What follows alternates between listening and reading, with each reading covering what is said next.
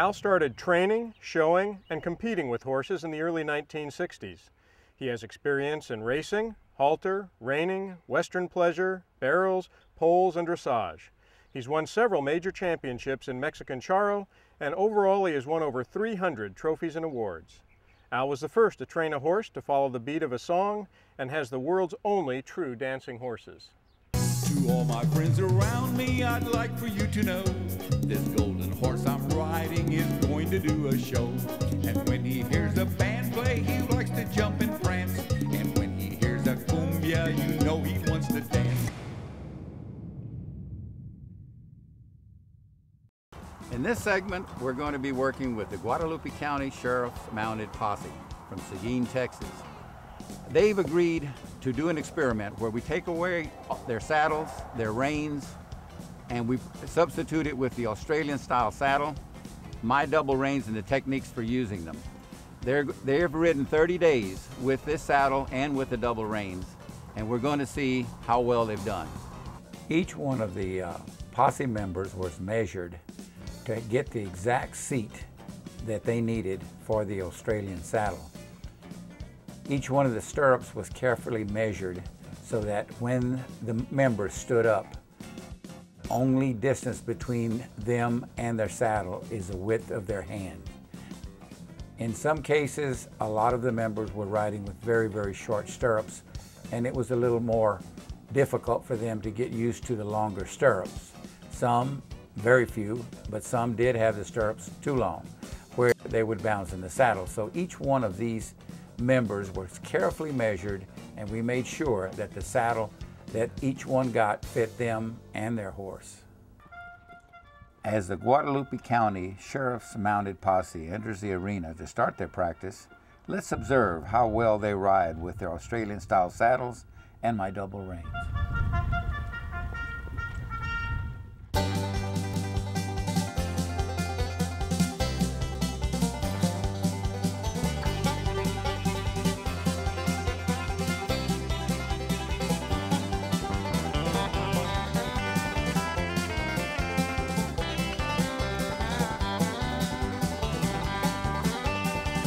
One of the points of interest for me is that I see very little movement in the saddles.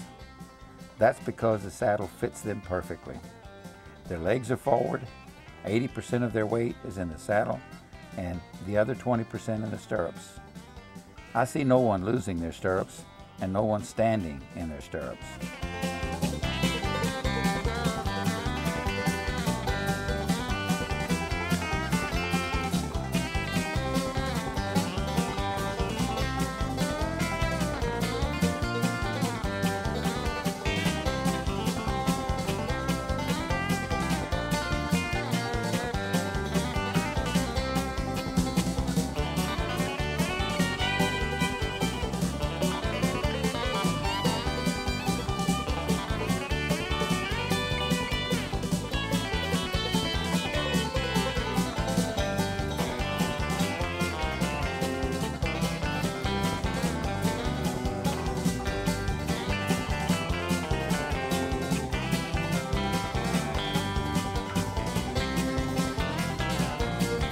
Working with the posse was a great experience for me. They are a great bunch of guys and gals. We had a lot of laughs together.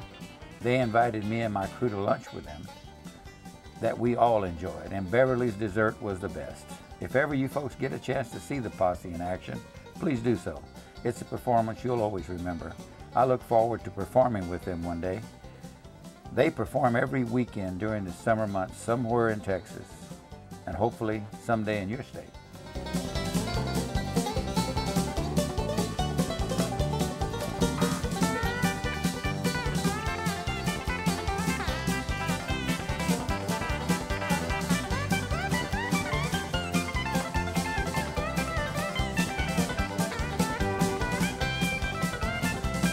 Their posture is good. We'll compare this to their own saddles and reins in the second portion of this segment.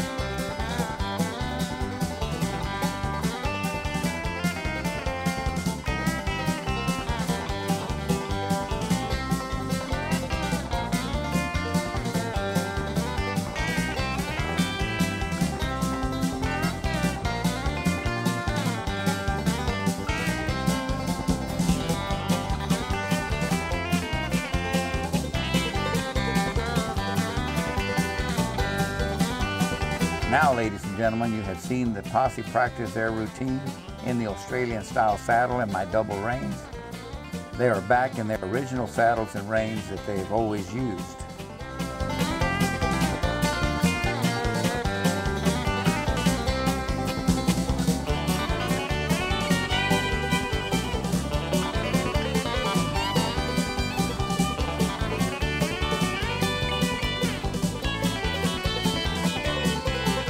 Their legs straight down compared to their legs in front before. Some went back to their tie downs that they didn't need with the double reins. The horse now has more restricted movements and not as easy flowing as before.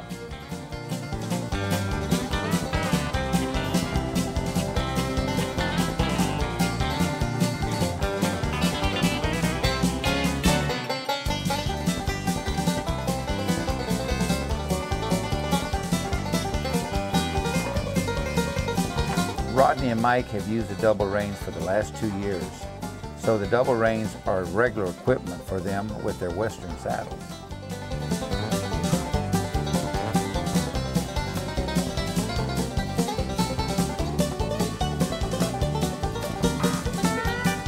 In next week's segment, you'll hear from the Guadalupe County Sheriff's Mounted Posse in their own words the difference between the Australian style saddle and my double reins as compared to their own equipment.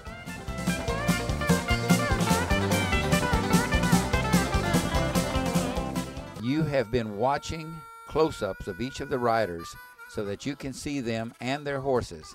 Now I would like to show you them performing their intricate maneuvers. They work hard several times each week preparing their show.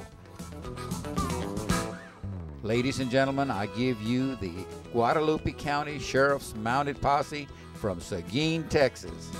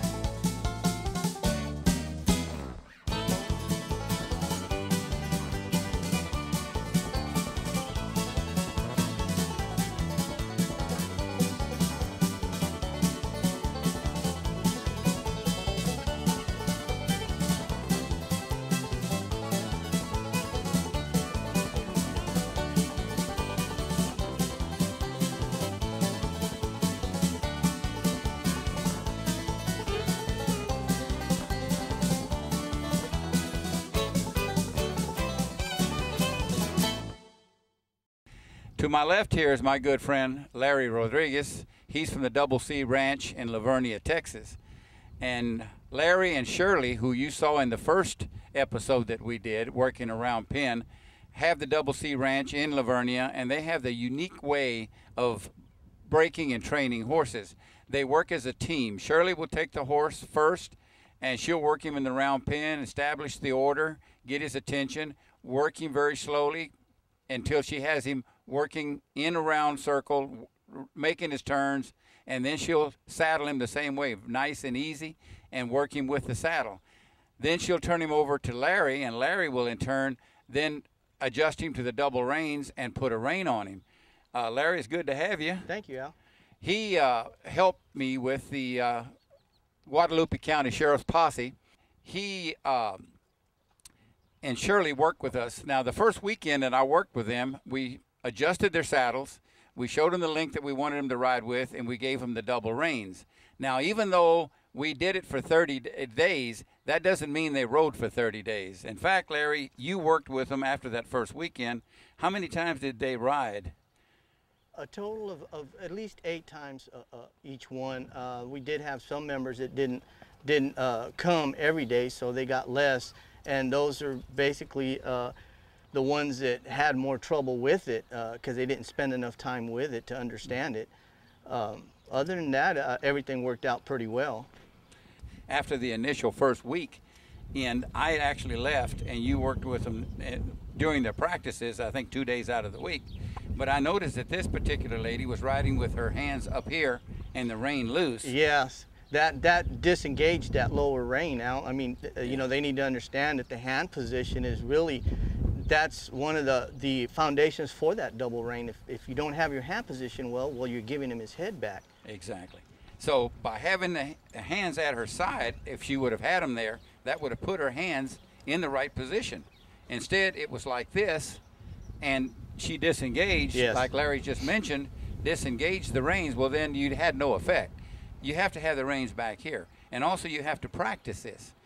Now, for all of you that want to learn to do this, if you buy the set of double reins, it's going to come with an elastic bottom rein. The elastic bottom rein, you can drop it over your horn and ride him like this. Do not do this with a solid rein, okay? Because he gets to the other end, he might get excitable.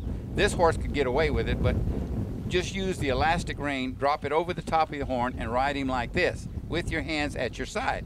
That way, the elastic rein will put him back into position. Then, I don't want you to get used to that. I want you to actually pick up the rein and hold it in your hands like this. And then that way, it's engaged, and has his head in the right position. A lot of people think that the horse has to have his head out in order for him to run it wide open. No, he doesn't. He can be collected. Now, if you're going to run him wide open, we'll give him a little bit more slack, but not that much. Because if he ever puts his nose out, you've lost contact with him. And I noticed that one fella, after you put the reins, went back to his reins in the whole 30 days, did he not? Yes, yes he did. And then the actual day that we actually filmed it, he put him back on. So really, he didn't really use them for very long at all. I think it was just the initial, and when we first started, and then when we went to actually do the filming, he put him back on. So quite naturally, he didn't have full advantage of the rein itself. No, he didn't. He didn't get he didn't get what he could have got out of it. Also, ladies and gentlemen, I also want to say to you that even though we gave him the double reins and we instructed him on the hand position and such, what happened was that we didn't show them leads, and we didn't show them proper head position in a lead, or how to change a lead. So consequently, a lot of them, if you notice, were in the wrong lead. They would make a right turn in a left lead.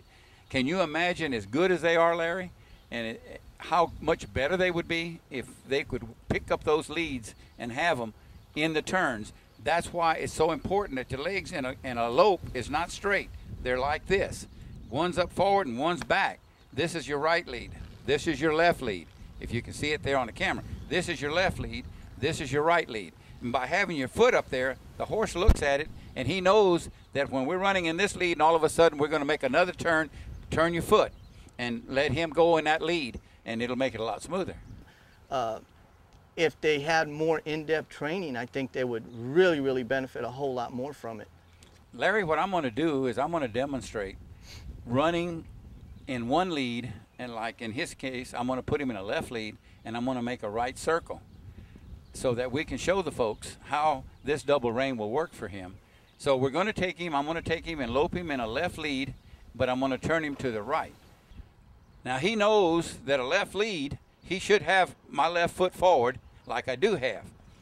But now I'm going to come around Larry in that same lead, and you can see how awkward that is for him because he's in the wrong lead. Now I'm just going to run around Larry in a right turn and a left lead. You see how he's balking because he knows that's wrong. Now we're going to make that right turn in the right lead. Now look how much smoother that is. Not only is it smoother, but I can make the turn real sharp. See that? Until next time, Al Ragusin says, enjoy your horse and be safe.